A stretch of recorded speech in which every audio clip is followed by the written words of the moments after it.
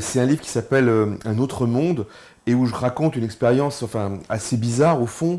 C'est comment on passe du fantasme à la réalité quand il s'agit de musique, de rock en l'occurrence, puisque toute ma vie, je me suis passionné pour l'histoire de la musique. J'étais un fan de rock dès l'adolescence. J'ai tout archivé, j'ai voulu connaître l'histoire des musiciens, j'ai écrit dans des tas de journaux, je me suis occupé d'un dictionnaire du rock qui a pris pratiquement 10 ans de ma vie, les deux éditions.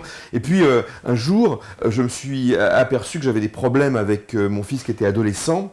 Et lui était très bon musicien, très bon batteur, contrairement à moi. Et pour régler les problèmes qu'on avait, qui étaient grands, parce que il faisait des tas de conneries, il me piquait mon argent, des choses pires encore, bon.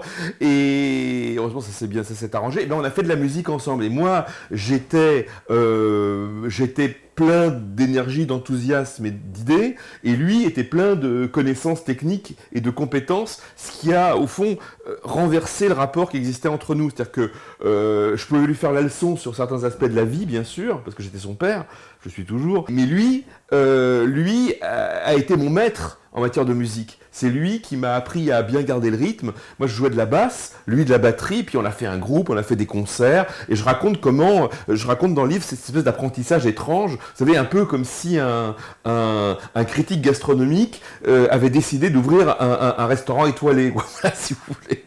C'est un peu ça. Voilà.